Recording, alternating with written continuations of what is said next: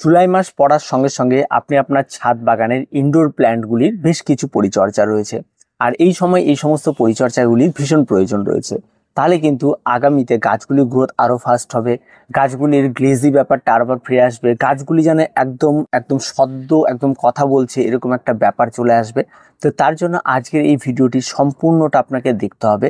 আমরা এই ভিডিওতে এই জুলাই মাসে আপনারা কি কি পরিচর্যা করতে পারবেন, কি করলে গাছগুলি আরো বেটার ডেভেলপ করবে, এই সমস্ত বিষয় নিয়ে আজকে আমরা বিস্তারিত আলোচনা করব। তো চলুন দেরি না করে ভিডিওটি শুরু করা যাক। সবার প্রথমে যে বিষয়টি দিয়ে শুরু করবো সেটা হচ্ছে চারা তৈরি করা। এই সময় ইনডোর প্ল্যান্টে চারা তৈরি করার একটা সবচেয়ে উত্তম সময় চলছে। তো আপনারা যদি আপনাদের ছাদ বাগানে থাকা যে কোনো ইনডোর প্ল্যান্টে যদি চারা তৈরি করতে চান তাহলে এই সময়টাকে কাজে লাগিয়ে ফেলুন। চারা তৈরি করার ক্ষেত্রে হ্যাঙ্গিং প্ল্যান্ট এক ধরনের পদ্ধতিতে করা হয়। আবার দেখা যায় কিছু কিছু গাছ রয়েছে যাদের গোড়া থেকে চারা তৈরি করা যায়, আবার কিছু গাছ রয়েছে যাদের ডাল কেটে কাটিংয়ে বসে চারা তৈরি করা যায়। তো আপনাদের প্রত্যেকটা গাছ ভালো করে আগে বুঝতে হবে যে কোন গাছটা কি পদ্ধতিতে চারা তৈরি করবে, সেটাকে ভালো করে বুঝে নিয়ে তারপরে করবে। আমি খুব একটা সিম্পল একটা উদাহরণ দিয়ে দিচ্ছি।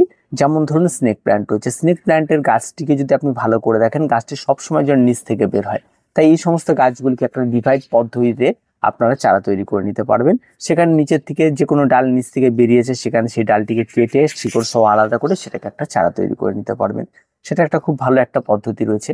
আবার ধরুন আপনি টেবিল কামনি রয়েছে বা আপনার ছাদ বাগানে জেট প্ল্যান্ট রয়েছে, এই সমস্ত গাছগুলিকে আপনি ডাল কেটে চারায় বসিয়ে দিন। এবার চারাটি কোথায় বসাবেন, আপনি মাটিতে বসাতে পারেন বা বালির যদি আপনার ট্রে থাকে সেই বালির ট্রেতে আপনি বসিয়ে দিন। সেখানে কিন্তু অনায়াসে কিন্তু চারা তৈরি হয়ে যাবে। আবার দেখা যায় বেশ কিছু গাছ রয়েছে যে সমস্ত গাছগুলিকে জলে রাখলেও বেশ সুন্দর চারা তৈরি হয়ে যায়।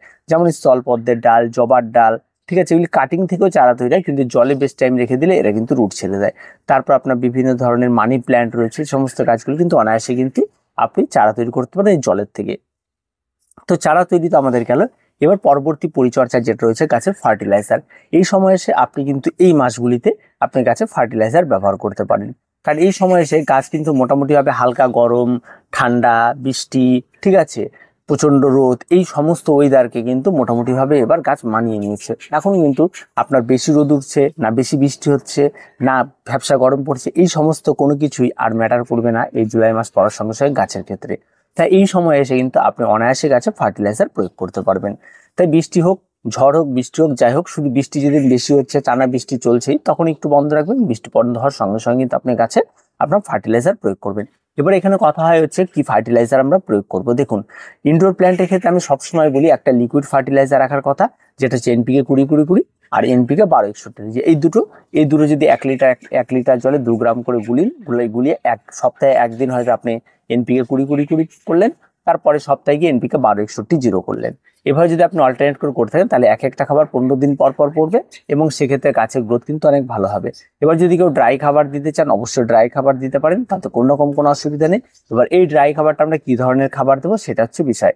এখানে মূলত যদি মাটিতে গাছ থাকে তাহলে প্রত্যেকটা গাছের জন্য আপনারা 1 চামচ হাড় গুঁড়ো, 1 চামচ চিংকুচি এবং 2 চামচ আপনার নিমখোল, এই দিয়ে একটা মিক্স খাবার তৈরি করবেন। তার সঙ্গে প্রয়োজন পড়লে আপনারা শিংকুচিও মিশিয়ে দিতে পারেন। এবার এই মিক্স খাবারে 1 চামচ করে প্রত্যেকটা টবে আপনারা ব্যবহার করবেন। এই খাবারটি মাসে একবার করে ব্যবহার করলেই যথেষ্ট, এর বেশি কিন্তু ব্যবহার করার কোনো প্রয়োজন নেই। আবার অনেকে মনে করে যে আমরা ঘেঁষে করছি, তাহলে ঘেঁষে কি প্রয়োগ করবো? ঘেঁষে কোনো কিছু প্রয়োগ করার কোনো কিছু নেই।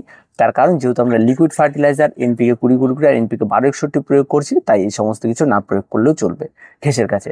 আর যদি অত্যন্ত প্রয়োগ করতেই হয়, আপনার মন চায় যে একটু প্রয়োগ করি, তাহলে আপনারা অবশ্যই সুফলা যেটা পাওয়া যায় বা ডিএপি যেটা আমরা বলি বা এনপিকে 15-15-15 বলি যেটাকে, সেটা আপনারা নিতে পারেন। সেটা 1 লিটার জলে 2 গ্রাম গুলে নিয়ে এই সমস্ত ঘেঁষের গাছগুলিতে আপনারা প্রতি মাসে একবার করে আপনারা এটা প্রয়োগ করতে পারেন। 200 ml করে জলে গুলিয়ে নেবেন, গুলিয়ে 200 ml করে প্রত্যেকটা গাছে ব্যবহার করতে পারেন। অনায়াসে এটা আপনি নিশ্চিন্তে ব্যবহার করতে পারেন, কোনো রকম কোনো সমস্যা নেই। তো আশা করি খাবারটা বিষয়টা আপনাদেরকে ভালো করে বুঝিয়ে দিয়েছি। এর পরবর্তীতে যদি কোনো সমস্যা থাকে অবশ্যই আমাদের জানাবেন।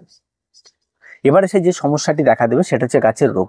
এই জুলাই মাস পড়ার সঙ্গে সঙ্গে কিন্তু আপনার গাছে বেশ কিছু ফাঙ্গালের আক্রমণ দেখা দেবে। যেমন গাছের পাতার মাঝখানে ছোপ হয়ে যাবে, গাছের কোনো কোনো পাতার উপরের দিক থেকে পুড়ে আসবে, এরকম প্রচুর ফাঙ্গালের আক্রমণ দেখা দেবে। যখন এই সমস্ত ফাঙ্গাল আক্রমণ দেখা দেবে তখন আপনার কোনো কিছু প্রয়োজন পড়বে না। আপনি 2টো অ্যান্টি ফাঙ্গাল আপনার ঘরে রাখুন, সেটা হচ্ছে একটা হচ্ছে সাব আর একটা হচ্ছে ব্লাইটক্স। ঠিক আছে, দুটোর একটা আপনারা অল্টারনেট করে যদি আপনি কন্টিনিউ প্রতি মাসে একবার করে ব্যবহার করেন বা প্রতি সপ্তাহে যদি ব্যবহার করেন, এটা যদি সাপ্তাহিক থাকে তাহলে আপনার কাছে আশা করি কোনো রোগ হবে না। আর যদি আপনি দেখা যায় যে গাছে রোগ আসার পর আপনার মনে হয় যেগুলি স্প্রে করা উচিত তাহলে আপনি করছেন, তাহলে সেক্ষেত্রে আমি বলবো একটু ব্লাইটক্সটা রাখতে, তাহলে খুব ভালো কাজ করে। আর সাপের ক্ষেত্রে কি হয়, সেটা কন্টিনিউ প্রয়োগ করতে হয়, তাহলে ভালো কাজ করে।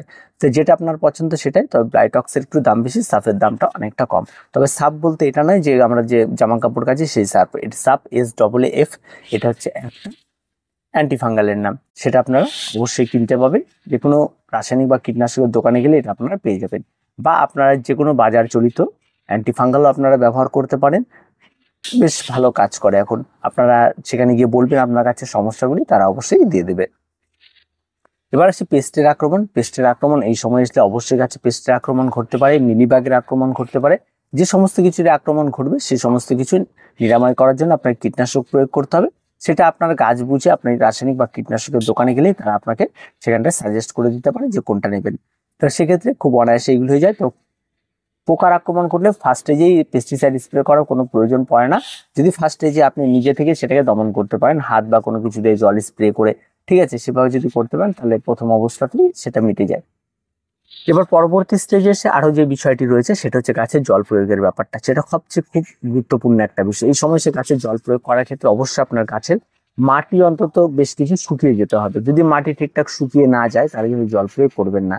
তাই জল প্রয়োগটা খুব বুঝে শুনে করবেন। এই সময় জল প্রয়োগটা একটু বুঝে শুনে করতে হবে আপনাদেরকে। তারপরে যে ব্যাপারটি রয়েছে সেটা যে সূর্যালোক। হ্যাঁ, এই সময় এসে গাছকে কখনো জায়গা পরিবর্তন করা, এখানকার গাছ ওখানে, ওখানকার গাছ ওখানে, এরকম জায়গা পরিবর্তন করবেন না। গাছ যেখানে বড় হয়েছে সেখানে রাখার চেষ্টা করবেন, কারণ গাছের জায়গার পরিবর্তন করা মানে একটা ইনডোর প্ল্যান্ট একটা শেডি আলোতে বড় হয়েছে, হঠাৎ করে তাকে যদি কড়া আলোতে নেওয়া যায় তাহলে কিন্তু গাছের পাতা পড়ে যেতে পারে, গাছের মৃত্যু পর্যন্ত ঘটতে পারে। তাই গাছের স্থান পরিবর্তন করবেন না, গাছ যেখানে রয়েছে সেখানে রাখার চেষ্টা করবেন। তারপরে যে বিষয়টি রয়েছে সেটা হচ্ছে আপনাদের সবচেয়ে গুরুত্বপূর্ণ বিষয়, সেটা হচ্ছে আপনার মনিটরিং। আপনি প্রতিনিয়ত গাছকে আপনাকে মনিটরিং করতে হবে, গাছের পাশে যেতে হবে, গাছগুলি ঠিকঠাক আছে কিনা সেই বিষয়গুলিকে খেয়াল রাখতে হবে। তবে কিন্তু আপনার গাছ কিন্তু সবচেয়ে বেস্ট হয়ে উঠবে।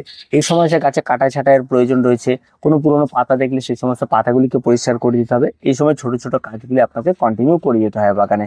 আর তারপরেও যদি কোনো সমস্যা আপনার ছাদ বাগানে থেকে থাকে, আপনি সেটা সমাধান করতে পারছেন, তাহলে অবশ্যই আমাদের কমেন্ট বক্সে কমেন্ট করুন। আমরা অবশ্যই চেষ্টা করবো, যদি সেটা সেরকম কিছু হয় তাহলে আমরা তা নিয়ে আপনাদের ভিডিও করে আপনাকে ডিটেলস এই বিষয়টিকে বুঝিয়ে দেওয়ার চেষ্টা করবো। তো আজকে এ পর্যন্ত, দেখা হচ্ছে পরবর্তী ভিডিওতে। প্রত্যেকে ভালো থাকবেন, প্রত্যেকে সুস্থ থাকবেন, চ্যানেলটিকে অবশ্যই সাবস্ক্রাইব করে রাখবেন।